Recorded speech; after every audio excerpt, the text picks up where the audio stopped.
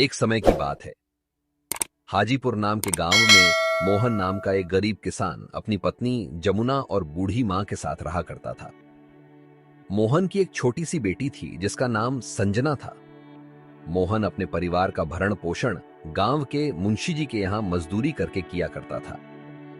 मोहन का घर का गुजारा बहुत मुश्किल से हो पाता था।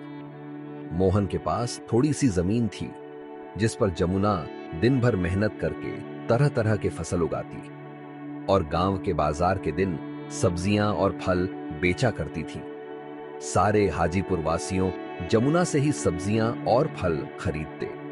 सब्जी ले लो, फल और सब्जी ले लो, ताजा ताजा सब्जी ले लो, फल और सब्जी ले लो, हरी भरी फल और सब्जियां ले लो, हरी भरी सब्जियां 20 रुपया किलो, सिर्फ 20 रुपया किलो फल और सब्जियां ले लो।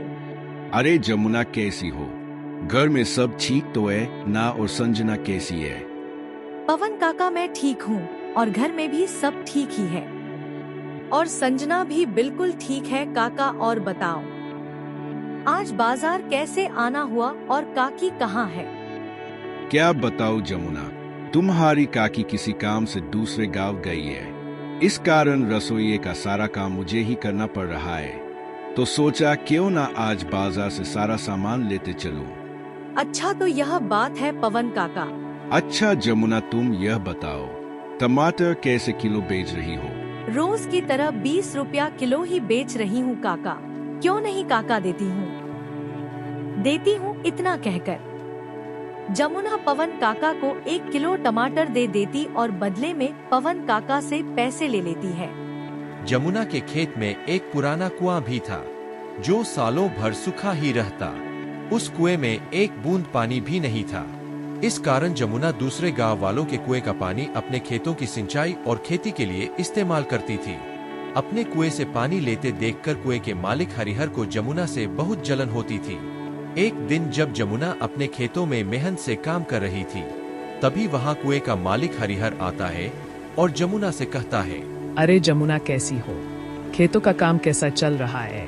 मैं ठीक हूँ हरिहर चाचा, खेतों का काम भी ठीक ही चल रहा है।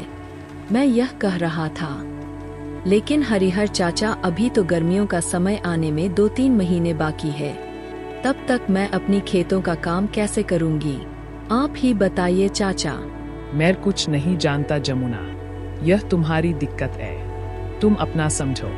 मैं तुम्हें अपने कुएं का पानी नहीं दे सकता।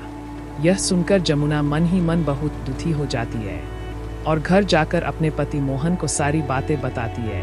यह क्या हो गया भाग्यवान? यह क्या परेशानी आ पड़ी? अब हमारा घर का गुजारा कैसे होगा? आप चिंता ना करो भाग्यवान, ऊपर वाला सब देख रहा है।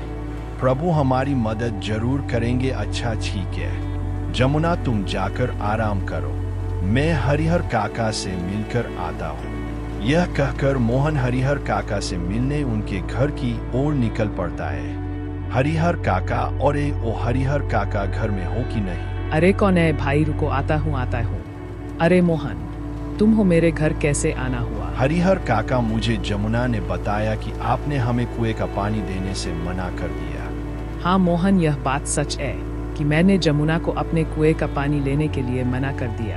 ऐसा क्या हो गया हरिहर काका? देखो मोहन, मैं तुम्हें कई सालों से अपने कुएं का पानी देता आ रहा हूँ और इस बार गर्मियों का समय आने वाली है। इस कारण मेरे कुएं का पानी बिल्कुल सूख कर कम हो गया है। अगर मैं तुम्हें अपने कुएं का पानी देता हूँ तो मुझे गर्मियों में बहुत परेशानी होगी।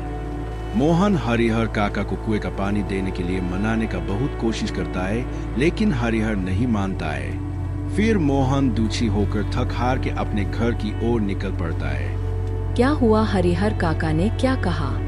जमुना हरिहर काका ने पानी देने से मना कर दिया। कह रहे थे, अगर मैं तुम्हें पानी देता हूँ तो मुझे गर्मियों में बहुत परेशानी होगी। पानी के बिना क्या होगा भाग्यवान?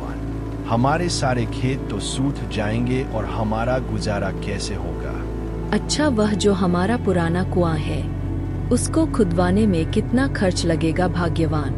2000 तो लग ही जाएंगे। अरे हमारे पास इतने पैसे तो है ही नहीं। अच्छा, अगर मैं खुद से ही कुएं को खोद दूं तो क्या आप कर लेंगे? हाँ, अब कुआं मिस्त्री कर लेगा, तो मैं क्यों नहीं कर लूंगा। अच्छा भाग्यवान, कल सुबह सुबह दोनों कुएं के पास चलेंगे। भाग्यवान जाओ, मुझे बहुत भूख लग रही है। जाओ जाओ, घर में जो कुछ भी है वह फटाफट लेकर आओ। इतने ही बीच में उन्हें एक आवाज सुनाई देती है। यह किसकी आवाज है? दोनों बाहर निकल कर देखते हैं तो एक फकीर महाराज उनके घर के बाहर भिक्षा मांगने के लिए खड़े होते हैं। जो कुछ भी घर में हो, चावल, गेहूं, बाजरा, दाल, वह मुझे दे दो बेटा। अरे फकीर महाराज, हम सब पहले से ही इतने गरीब हैं। हम जैसे तैसे करके अपना जीवन गुजार रहे हैं, ऐसे में हम तुम्हें कहां से दान दें। मोहन की स्थिति देखकर बाबा जी समझ चुके थे। अरे जमुना, हमारे घर में बाबा को देने लायक कोई भोजन है क्या? भाग्यवान, हमारे घर में बाबा को देने लायक कुछ भी नहीं है। केवल थोड़े से चावल थे जो तुम्हारे लिए बचाकर रख दिए थे। अगर वह बाबा को दे देंगे तो तुम्हें भूखा रहना पड़ेगा।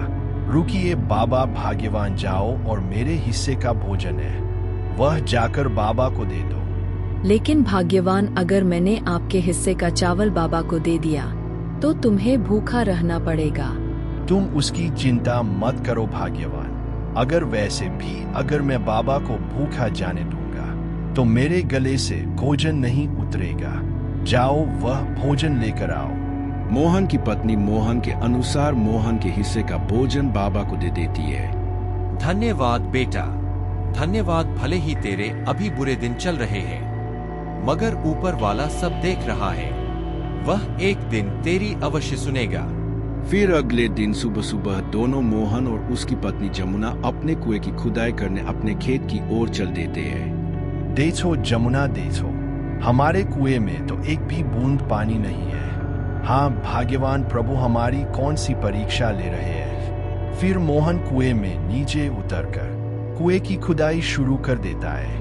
थोड़े समय बाद अचानक से कुएं की एक पत्थर के अंदर से पानी निकलने लगता है। अरे यह पानी कहां से आ रहा है? मुझे तो अपनी आंखों पर विश्वास ही नहीं होता।